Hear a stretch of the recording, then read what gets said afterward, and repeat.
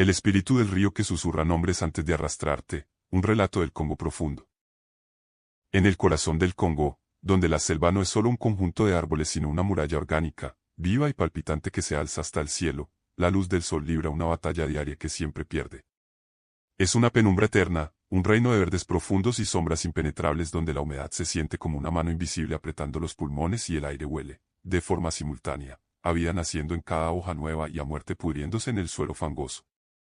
Allí, oculto por un velo de vegetación tan densa que parece moverse por voluntad propia, serpentea un río que desafía cualquier mapa moderno. No es una omisión cartográfica por falta de tecnología o exploración, es una omisión deliberada, un silencio impuesto por el miedo. Quienes lo han visto de cerca, quienes han sentido su presencia, prefieren borrar su rastro, tachar sus coordenadas de cualquier bitácora y hundir su existencia en el olvido más profundo. Los ancianos de las tribus locales, con sus ojos sabios que han presenciado el paso de innumerables lluvias y sequías, lo llaman Bariyabisimbi, el camino del espíritu. Su advertencia es tan antigua como las raíces de los baobabs milenarios que lo flanquean. En esas aguas no es la corriente traicionera la que te ahoga, ni los cocodrilos invisibles los que te desgarran, es la hoz que vive dentro de ella la que te consume. El río no fluye con la furia indomable de los grandes torrentes africanos. No ruge ni se precipita. Avanza con una paciencia antinatural, casi obscena. Sus aguas son densas, de un color verde petróleo tan oscuro que no deja ver el fondo, moviéndose despacio, con una solemnidad ominosa, como si estuvieran observando, analizando a cada ser vivo que osa acercarse a la orilla. Durante el día, Bariyabisimbi puede parecer una joya hipnótica, un espejo que refleja el verde infinito de la jungla y el cielo pesado de nubes que presagian las lluvias torrenciales. Pero al caer la noche, la máscara de belleza y pasividad se desvanece. El aire se vuelve frío, un frío que cala los huesos y que no pertenece al clima ardiente del trópico. Los insectos, cuyo estrépito suele ser un coro ensordecedor, callan de golpe, sumiendo la selva en un mutismo perturbador. En ese vacío acústico, en esa quietud antinatural, el río comienza a hablar. No es un canto de sirena que arrulla, ni un grito de guerra que aterra. Es un susurro. Un murmullo que no rebota en los árboles, ni se disipa en la bruma. Es una voz que nace directamente en el centro del cráneo de quien lo escucha, una resonancia que vibra en los huesos antes de llegar al oído. Y el río no dice palabras al azar. El río pronuncia nombres. El legado de las sombras y los primeros ecos. La historia de Bariyabisimbi está tejida con hilos de sangre, misterio y locura desde tiempos inmemoriales. Los primeros colonos belgas que, con su ambición desmedida, se internaron en la cuenca del Congo buscando caucho y marfil, dejaron crónicas en sus diarios que hoy parecen delirios febriles de mentes quebradas. Hombres de hierro, curtidos en las guerras europeas y acostumbrados a la brutalidad inclemente de la selva africana, se quebraban en pocas semanas. Sus bitácoras, garabateadas con mano temblorosa, hablan de centinelas que, en medio de la guardia nocturna, soltaban sus fusiles sin un sonido, con los ojos fijos en la negrura, como sonámbulos guiados por una música invisible. Uno de los relatos más inquietantes pertenece al capitán Van der Eyden, un hombre conocido por su estoicismo. Documentó la desaparición de 3 de sus mejores rastreadores en una sola noche. No hubo rastro de lucha, ni gritos de auxilio que pudieran haber alertado al campamento. Solo huellas profundas y extrañamente ordenadas en el barro que terminaban abruptamente donde el agua lamía la orilla, como si los hombres hubieran caminado directamente hacia la superficie líquida para ser absorbidos. Los cuerpos nunca regresaban. Los belgas, en su arrogancia colonial, creyeron que eran deserciones o ataques de leopardos particularmente astutos, pero los pueblos originarios sabían la verdad, una verdad que la ciencia occidental se negaba a aceptar. Para ellos, el río no era un accidente geográfico, sino una entidad consciente, un espíritu primordial que habitaba el mundo antes de que el primer hombre diera un paso sobre la tierra. El río, decían, es un gran coleccionista de secretos. Aprende los nombres de quienes se acercan a sus márgenes, los mastica lentamente en su corriente y los escupe en el momento de mayor vulnerabilidad humana, cuando la mente está agotada por el insomnio, cuando el corazón está lleno de luto por una pérdida irreparable o cuando la culpa no deja dormir, corroyendo el alma desde dentro. Es en esos instantes de fragilidad que el Bariyabisimbi golpea con su arma más poderosa. Mubiala y el llamado de la sangre. Mubiala era un joven pescador que, influenciado por la misión cristiana y la modernidad que tímidamente llegaba a su aldea, se jactaba de su pragmatismo. Había sido educado en la escuela local y despreciaba las supersticiones de sus abuelos como cuentos para asustar niños. Para él, el río era simplemente una fuente de agua y sustento, una herramienta para su oficio. Cada amanecer lanzaba sus redes con destreza y cada tarde regresaba con sus cestas llenas de peces plateados, sintiéndose el dueño de su destino, ajeno a las advertencias ancestrales. Sin embargo, la selva tiene formas sutiles y crueles de humillar al orgulloso. Una noche de calor asfixiante, de esas en las que el aire no se mueve y cada respiración es un esfuerzo, mientras descansaba en su choza de barro, Muyala escuchó su nombre. No fue un grito, fue un suspiro que pareció entrar por las rendijas de la pared de barro y resonar directamente en el oído de su alma. Muyala. Se incorporó de golpe, con el corazón latiendo con una fuerza que le hacía vibrar el pecho. El fuego en el centro de la aldea era ya solo una masa de cenizas rojas, el resto de la choza estaba sumido en una oscuridad impenetrable. La selva, fuera, estaba en un silencio absoluto, una quietud tan profunda que parecía anunciar un desastre inminente. Pensó que su esposa, que dormía profundamente a su lado, lo había llamado, pero ella seguía respirando suavemente. Muyala, ven, te estamos esperando. Esta vez, la voz fue clara. Era húmeda, como si quien hablara tuviera la boca llena de agua. Pero lo que hizo que a Muyala se le helara la sangre no fue el tono inquietante, sino la identidad de la voz. Era la voz inconfundible de su hermano pequeño, aquel que se había llevado la fiebre negra hacía 3 veranos. No sonaba como un muerto, ni como un espíritu atormentado, sonaba como alguien que acaba de despertar de una siesta, que lo esperaba para jugar. La ternura en esa voz era la trampa más letal. Sin ponerse las sandalias, como si sus pies ya no le pertenecieran, Muyala salió al exterior. La selva, que de día era un laberinto de espinas y peligros ocultos, parecía abrirse ante él. Las ramas se apartaban suavemente, las lianas se retraían y el suelo se sentía extrañamente cálido y suave bajo sus pies descalzos. No sentía miedo. Sentía una nostalgia insoportable, una necesidad física de alcanzar la fuente de ese sonido, de abrazar de nuevo a su hermano. El río lo esperaba. Cuando llegó a la orilla, vio el agua brillando bajo una luna pálida que parecía un ojo ciego en el cielo, observándolo todo. El río estaba tan quieto que parecía un espejo de obsidiana. Entonces, desde las profundidades, vio una forma clara moverse bajo la superficie. No era un pez enorme, ni una sombra de cocodrilo.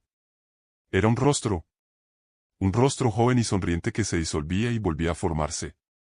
Su propio nombre burbujeó desde el fondo, y Muyala, con una sonrisa de alivio absoluto, de reencuentro más allá de la muerte, dio el último paso. A la mañana siguiente, sus redes seguían colgadas para secarse al sol. Su choza estaba intacta, pero vacía. Muyala no volvió nunca. Los aldeanos cuentan que, en las noches de luna llena, cuando el susurro del río es más fuerte, se puede escuchar una nueva voz uniéndose al coro ancestral, una voz joven que intenta pescar nuevos nombres entre los vivos. El nombre que no debes responder jamás. Los ancianos, como la sabia Nekasa, una mujer de piel arrugada y ojos penetrantes, enseñan que el espíritu del río no es un depredador físico. No tiene garras ni colmillos para arrastrarte. Su poder reside en la convicción, en la manipulación de los anhelos más íntimos del corazón humano. El río no te arrastra, te convence de que el agua es el único lugar donde estarás a salvo, donde tus penas desaparecerán. Te recuerda traumas que creías superados, te susurra promesas de reencuentros imposibles con los muertos y, lo más peligroso de todo, te habla con la voz de aquellos que amaste y perdiste, o incluso con tu propia voz interna, invitándote a la paz. Nekasa misma sobrevivió a un encuentro. Ella juró que el río pronunció el nombre de su hijo primogénito con una exactitud tan aterradora que incluso imitó el pequeño siseo que el niño hacía al pronunciar las heces, una peculiaridad que solo ella y su marido conocían. Ella cayó de rodillas, enterrando sus dedos en la tierra húmeda, arañando el suelo mientras rezaba oraciones olvidadas para no dar el paso final. Sus vecinos la encontraron al alba, con las uñas arrancadas de tanto aferrarse al suelo, temblando violentamente y con la mirada perdida. El río no quiere tu carne, murmuró ella meses después, cuando logró recuperar la voz. El río quiere tu voluntad. Quiere que le entregues tu yo, tu esencia, para que él pueda seguir creciendo, alimentándose de lo que te hace humano. Desde entonces, en esa región del Congo, el silencio nocturno es ley sagrada. Nadie se atreve a cruzar el agua tras el ocaso. Pero lo más importante es la regla de oro, grabada a fuego en el alma de cada habitante: si escuchas tu nombre en la oscuridad, nunca, bajo ninguna circunstancia, debes responder. Responder es reconocer que el río te ha encontrado. Responder es aceptar que lo que está en el agua tiene derecho sobre ti. Es firmar tu sentencia con un simple sonido. La ciencia ante lo inexplicable y la huida silenciosa. En 1974, la historia de Mali Yabisimbi atrajo a un joven y ambicioso antropólogo africano llamado Dr. Aristene Sola. Educado en la Sorbona de París, Sola llegó al Congo armado con grabadoras de cinta de alta fidelidad, micrófonos direccionales y una actitud de superioridad intelectual. Para él, todo era un caso de psicosis colectiva, fomentada por la sugestión, o quizá gases alucinógenos emanados por la descomposición vegetal en el lecho del río. Se instaló en una tienda de campaña cerca de la orilla prohibida, ignorando las advertencias de los aldeanos. Durante las primeras noches, no grabó más que el monótono sonido del agua y el viento. Se burlaba de las supersticiones en sus notas, convencido de que pronto revelaría la verdad científica. Sin embargo, en la cuarta noche, algo cambió. Sola escribió en su diario que el aire se sentía extrañamente pesado y que el agua del río parecía haber cambiado de densidad. El río suena como si estuviera lleno de gente hablando en voz baja, una multitud ahogada, anotó, con una pluma que ya no parecía tan firme. Esa noche, a pesar de la inquietud creciente, dejó su grabadora de alta fidelidad encendida en un tronco que sobresalía del agua. Al revisar la cinta por la mañana, Sola no encontró ruidos de gases ni vibraciones tectónicas. Encontró una voz. Una voz grave, profunda, que vibraba en la cinta con una claridad espeluznante. La voz pronunció el nombre completo de Sola, incluyendo su segundo nombre, Kambale, un detalle familiar que él nunca había compartido con nadie en el Congo. La grabación terminaba con un sonido de chapoteo y una risa húmeda, de una malicia tan antigua que le heló el alma. El doctor Sola abandonó el campamento esa misma hora, sin esperar la luz del día, dejando atrás la mitad de su equipo y todas sus convicciones científicas. Nunca publicó su estudio sobre el Mali Yabisimbi. Años más tarde, entre sus pertenencias, se encontró una carta privada, escrita con una caligrafía temblorosa, donde confesaba, hay frecuencias en la naturaleza que no han sido diseñadas para el oído humano. Hay voces que, una vez escuchadas, empiezan a desmantelar quién eres desde adentro, átomo por átomo. El río no solo susurra nombres, el río los borra de la existencia, dejando solo el eco de lo que fuimos. Los que regresan con el alma hueca, una vacuidad espantosa. Existe un horror aún peor que desaparecer en el río, volver de él. Se cuenta la historia de un misionero francés, el padre Antoine, que desapareció durante 3 días.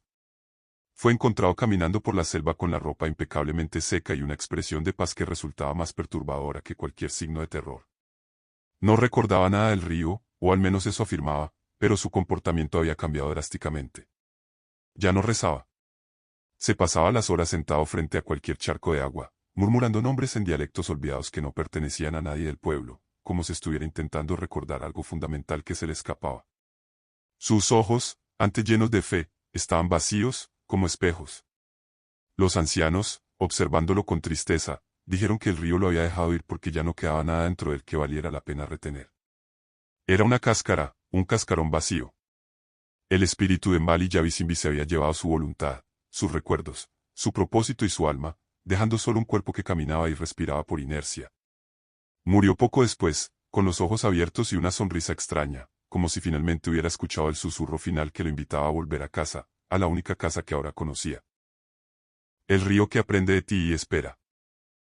Dicen que el río es un aprendiz eterno, un devorador de información. Escucha las conversaciones de las mujeres que lavan ropa en las aldeas lejanas, los secretos que los amantes se susurran en la orilla, los lamentos de los heridos, los pensamientos no dichos de los solitarios. Guarda cada sílaba, cada emoción, cada anhelo en su corriente. Y cuando la noche cae, procesa esa información para crear su trampa perfecta. El río sabe cuáles son tus debilidades más profundas. Sabe si extrañas a tu madre fallecida, si odias a tu padre ausente, si temes a la soledad, a la vejez o a la irrelevancia. Construye su llamado personalizado, irrefutable. Por eso no hay forcejeo, no hay gritos de auxilio. El río no te arrastra con cadenas de hierro, sino con hilos de seda hechos de tus propios deseos más íntimos. El camino hacia el agua es suave, casi placentero, una invitación irresistible a la paz. Solo cuando el agua fría toca tus tobillos y la voz que te llamaba se vuelve una carcajada triunfal, te das cuenta de que el río ya no susurra tu nombre, ahora el río es tu nombre. Ha ocupado tu lugar en el mundo. Al amanecer, la selva recupera su máscara de indiferencia. Las huellas en el barro desaparecen con la brisa de la mañana. El silencio se restablece, roto solo por el trino de las aves. El sol intenta, una vez más, penetrar la densa capa de árboles.